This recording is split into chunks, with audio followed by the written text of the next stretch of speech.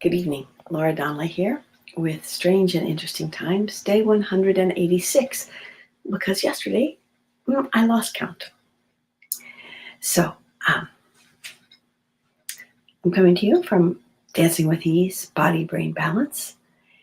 And today I thought I would share a few thoughts about lost and found. Sometimes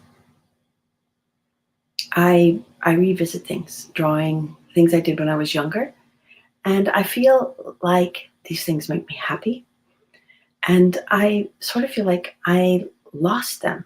I lost the time to do them. I lost the importance. I used to do a lot of crafty things when I was making headpieces and decorations for costumes. That was really fun. And I used a lot of my artistic skills that way. Hey, Donita, it's great to see you. And and then we have pieces of ourselves that maybe we wish we could leave behind, not keep doing. And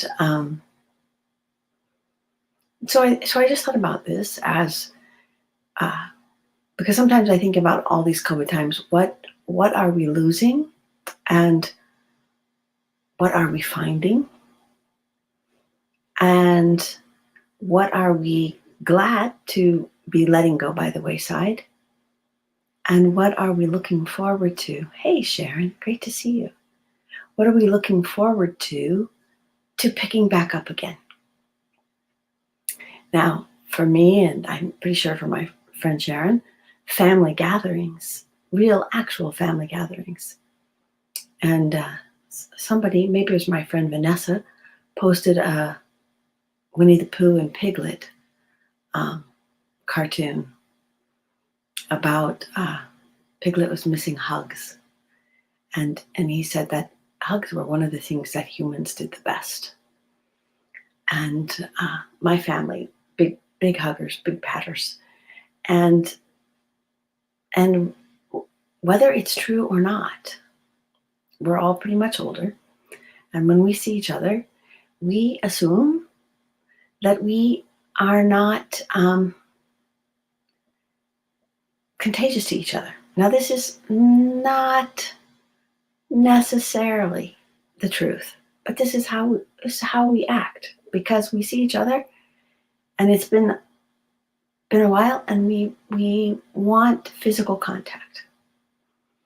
So Sharon says that hugs and reading to her grandkids, to having them sit on her lap. This close thing, sharing a book. What did somebody say the other day that I thought was absolutely insane? It was on the radio. It was like to do a watch party for a football game or something, so that you could watch it together apart. And I was like, this is just so wrong, it's just wrong. And we need to remember it's wrong. I think that's really important, because humans are incredibly adaptable. We really can get used to almost anything, which is sometimes good and sometimes not good. And this, I would tell you, is the truth about everything, is that sometimes it's good and sometimes it's not good. It's how we use it. It's like, is a knife bad? No, not in and of itself. It is not bad. A knife is really a wonderful thing if you need to cut a piece of meat. A butter knife is great for spreading butter on bread. A knife as something to hurt someone else with. See, that's the person wielding the knife. It's how they use the knife. So I was thinking about this a lot, and I need to listen. A friend of mine has a podcast, and she was talking about that Social movie that came out on Netflix. And it's not really a documentary, it's a docudrama. Okay, now let's remember those words. Docudrama.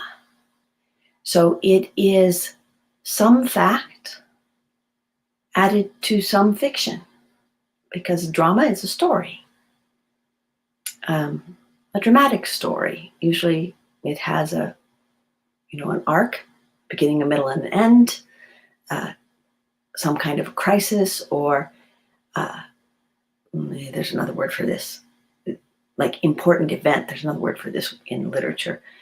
An important event that happens that needs to be resolved. And so it's really important to know what you're watching. Okay, so I would tell you, the internet is not bad. The internet is the internet. It's like a library. Library's not bad. Books aren't bad. Just like food isn't bad. But ingesting food without paying any attention to what's in the food or how much food you need, that's how you are ingesting the food. And that can be both good and bad. I came from the world of dance where people were often anorexic because they were trying to control the amount of calories that they ate so precisely, and their image of themselves was a little bit off. And so they ended up damaging themselves by not eating enough. So again, food isn't bad. Food is food. It's how we approach the food, the attitude we bring to the food, that is good or bad. The attitude we bring to the material in the library, that is good or bad. The attitude we bring to the internet, that is good or bad. You might not like good or bad. You might like beneficial or not beneficial, useful or not useful. So we can say that we have lost personal communication time because of the internet, and everybody has their phone, and they're at dinner, and everybody's on their individual phone, and they're not together at dinner, but they're all together looking at their phones separately. Okay, that's a choice, right? Everybody could have a phone-free zone for 30 or 40 minutes to enjoy eating together. Now, a friend of mine, she has one of those phone bath things. It's supposed to, it's like electronically cleans your phone or something, like it ionize it. I don't know. It's not my thing. I don't know what it is. If you know what it is, type it in the comments. But, everybody could put their phone in there during dinner, and their phones could be all clean after dinner, and then you can go back to your separate stuff. I have fond memories of watching television shows together with my family. Now people have a lot of TVs in the house, and a lot of times or screens, and they all watch something different on the screen. Now, there was this thing that the oldest person got to pick the show, so I got to pick, and my brother had to watch what I watched. But if my mom was there, she got to pick, and we had to watch what she watched. But at the same time, we have these memories of these shows we watched together, watching the Carol Burnett show together, laughing together over that, those skits, historical skits. So in terms of looking at things, every action has a result. And sometimes when you don't like the result, rather than going back and saying, oh, I made this choice in this action that produced this result, we want to blame a thing for the result. So if I'm not setting aside time to communicate with the people important in my life, and then I want to say the internet is ruining communication in my life, I have completely stepped out and lost, this is important, I have lost track of my responsibility in this event and exchange. And I have gone from the result, skipped over my part of the responsibility, and gone to blaming something else and making myself a victim. Now, we can do this with any dadgum thing. The human brain is amazing at shifting. So if we think, what I do with body-brain balance, which is really how I found things that I consider blessings, benefits, powers in how I live my own life. So when I come back to the primary choice, is what I'm doing right now helping my system, my body, my brain, my emotions, to move in a direction of increasing easiness or easing in my system? And by that I mean, is my breath flowing in and out more easily? Is my heartbeat, calm and steady? Is my speaking voice just not high, fast, and squeaky?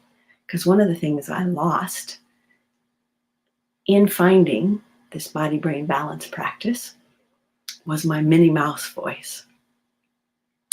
And I can bring it back. I might bring it back just for a second. Donita might remember this. She knew me when I was young and excitable and tense. I was so tense all the time. Just, wrapped too tight. I was like a poster child for wrapped too tight. And I was wrapped too tight as a child, which means I came in with that energy. Well, yes, fun, but I'm still fun. So I lost some of that tension, and I'm happy to have let that go by the wayside. I have found what I am authentically responsible for.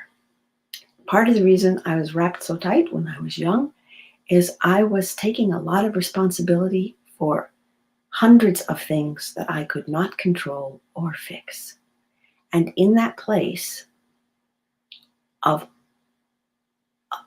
taking responsibility and putting it on myself, that wasn't my responsibility and that I couldn't do anything about, that made me so tense and nervous and stressed. I wasn't really too happy, but I was funny still. So things that are lost and found, they are, nothing is ever all one way. So maybe just explore some of those ideas in your life. What's lost and what's found. When we lose some weight, I know Donita has changed her life over the last couple of years and really changed her health. So she has found some increased health. She has lost some habits that weren't as good for her. And by lost, maybe let go is a better word. So if you felt like sharing those things in the comments later or now, or sharing this with somebody that you think would find it interesting, please do. And I'll be back tomorrow with day 187. Now the numbers are getting so high, I'm having trouble keeping track of them, but it's not the end of the world. I'll just edit it or something. So take good care of yourselves. Have a nice evening. Oh, you're a new person again, Donita. I'm so happy. I know when I see your pictures on Facebook that you just glow and smile. So we will get back to our important things. But I think it's good to assess what are the important things that we want to pick back up again. so that some things that have had to be put to the side during this time don't get left behind, that we consciously go back and get them. So take good care of yourselves. Have a good evening, and I'll see you tomorrow.